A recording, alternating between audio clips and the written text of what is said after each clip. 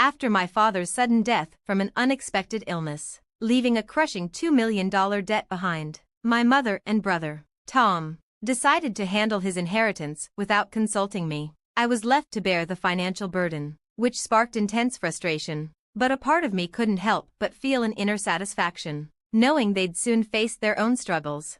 At 24, I was a single woman working as a nursery teacher at a daycare center. I graduated from a junior college and had always lived with my parents and my brother, Tom, who was close to my age. Tom and I had never gotten along. A graduate of a prestigious university, Tom constantly belittled me for attending a junior college. He made frequent jabs at my modest personality and average appearance, often mocking me with your looks and lack of impressive qualifications. Who would ever want you?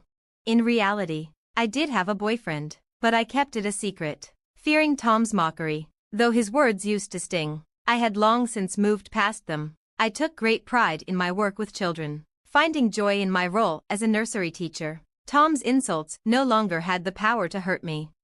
My mother, who worshipped Tom for his university education, would often boast about him to relatives and neighbors. Meanwhile, I was largely ignored. It was obvious she favored Tom, showering him with praise and attention. On the other hand, my father always had my back. When my mother gave snacks only to Tom, my father would secretly share the same treats with me, always encouraging my choice to be a nursery teacher. His support meant the world to me.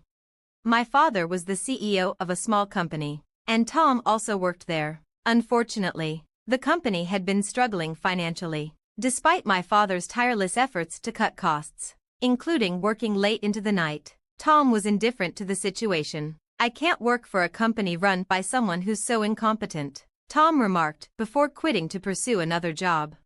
Since marrying, my mother had stopped working to focus on household duties. She had no understanding of the challenges my father faced in running the business. Even though she saw his daily struggles, she continued to criticize him. "The company is still failing. If you don't fix the finances soon, I won't be able to buy the new bag I saw in the magazine. Honestly, what are you doing all day? You're worthless." My mother's insatiable desire for luxury goods only made matters worse. I couldn't understand why she failed to recognize my father's hard work. Though I wasn't a business expert, I understood the difficulties of managing a company from watching my father. My mother, who had been with him for years, should have seen it too. I couldn't fathom why she would blame him as if he were incapable. One day, my frustration reached its peak, and I confronted my mother, demanding that she stop belittling my father. She responded with a condescending attitude. "Why should I listen to someone like you? People without education shouldn't talk. Stay out of things you don't understand," she retorted. Tom, seemingly influenced by her attitude, joined in, harshly criticizing me. It became clear that, despite being family, our values and personalities were worlds apart.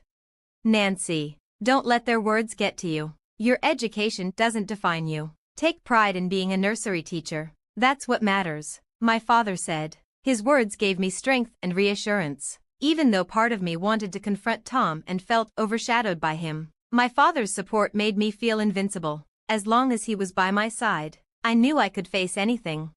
Then, an unexpected tragedy struck. My father collapsed at work. The company staff called me in a panic, saying he was rushed to the hospital in critical condition. Without hesitation, I went straight there, but to my shock, neither my mother nor Tom had come. "I'm too busy. You'll have to deal with Dad's care," my mother told me. I was stunned. How could she claim to be too busy when my father's life was on the line? As a stay-at-home mom, surely she had more flexibility than I did. What could be more important than being with him? I handled all the hospital arrangements and heard the grim news. My father had acute heart failure and only days to live. I visited him as much as I could, hoping to see him smile one last time. A few days later, as if sensing my presence, he regained consciousness. "I'm so relieved to see you. Do you recognize me? Can you hear my voice?" I pleaded desperately, but he simply looked at me with a vacant stare before quietly closing his eyes, never to open them again. Neither my mother nor Tom visited him during his illness. They only showed up just before the funeral, clearly reluctant to deal with the arrangements. It was then I learned that my father's company had gone bankrupt, leaving behind the massive $2 million debt. Inheritances come with debts, my mother remarked coldly. As the funeral progressed, she and Tom began to criticize my father for the situation. He was useless in life, and now he's left us with this burden. What a curse, they complained. What are we supposed to do with all this debt? My mother wondered aloud. I have an idea, Tom said with a smirk, turning to face me. Since Dad always favored you, why not inherit everything? You can also handle the debt. It's only fair to repay the love he gave you, my mother added, her voice laced with cold expectation. Incredibly, my mother and Tom were trying to foist both my father's inheritance and his debts onto me. They were more concerned with their own interests than mourning his loss. They had always ridiculed both my father and me, seeing us as mere tools for their benefit. But I had a plan in place, one that my father had entrusted me with in case something happened to him. Now, it was time to put it into action.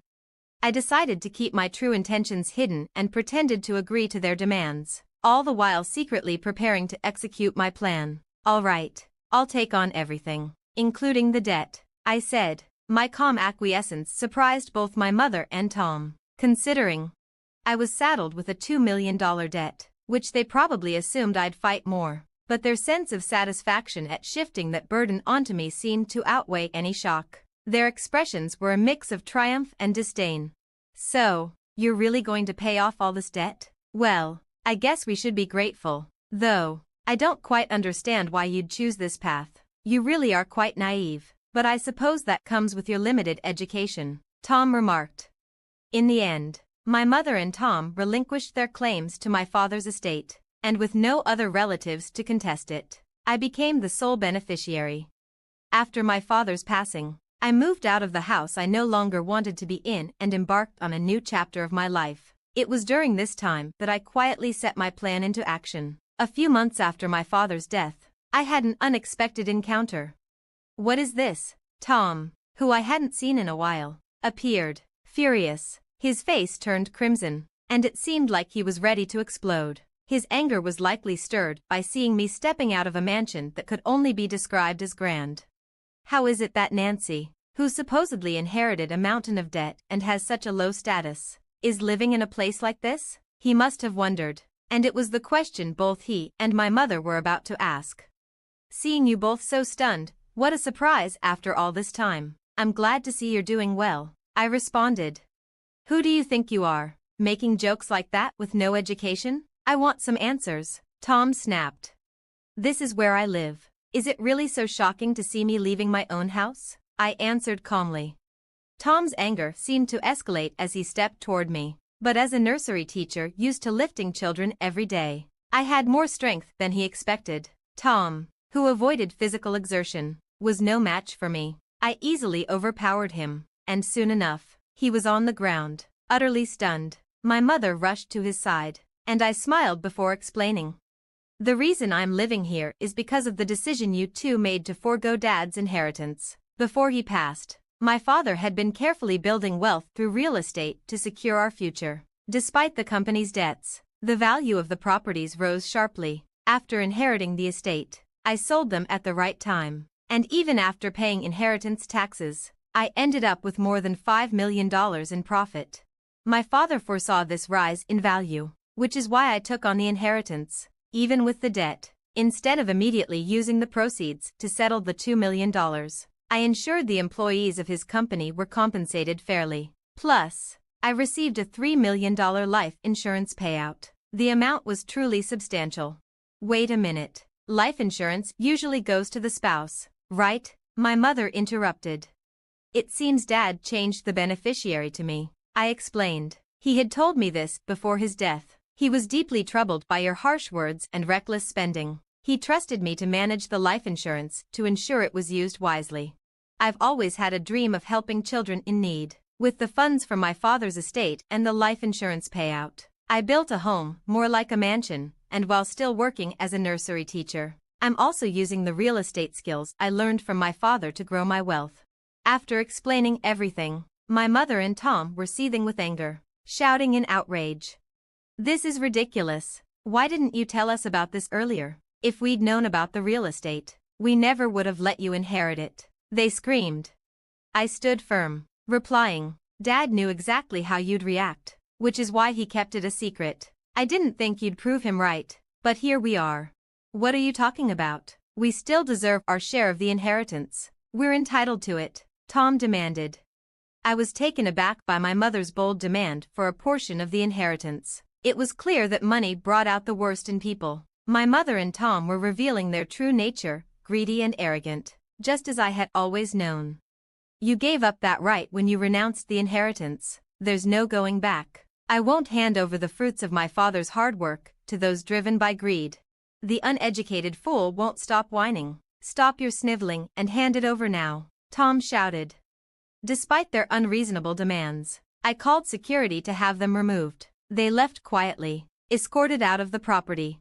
In the days that followed, security footage revealed that they had been lurking around my house, trying to find a way to claim my father's inheritance. Their persistence was unsettling. I used the footage to report them to the police for suspicious activity, and after that, they disappeared from my life. After a while, I heard from a family friend about Tom and my mother's situation. Tom had found a new job, but his selfish behavior quickly earned him a bad reputation. Within a year, he had alienated his boss and was relegated to low-level desk work, far from the privileges he had once enjoyed as my father's company's president's son. Eventually, his poor reputation made it hard for him to secure another position. "Why aren't you working? Stop complaining," my mother would scold. "It's not like I'm just sitting around doing nothing," Tom would respond. "What kind of effort are you putting in? You lazy, unemployed fool," my mother criticized. After witnessing Tom's failure, her attitude shifted drastically. Once a staunch ally, she now blamed him for his inability to keep a job, becoming cold and distant. This change in my mother's behavior placed tremendous psychological pressure on Tom, and he withdrew into himself. Having lived off my father's wealth for so long, neither my mother nor Tom had developed the skills to make ends meet, and now they found themselves struggling. As for me, I am now happily married to the man I had been seeing, and we live in the grand home I built. My husband shares my passion for helping children, and together, we're working to fulfill that dream by establishing the necessary resources and gaining the required credentials. I remain deeply grateful for my father's wisdom, and with my husband by my side, I'm living a purposeful and fulfilling life. Thanks for watching, and see you in the next video. Stay amazed.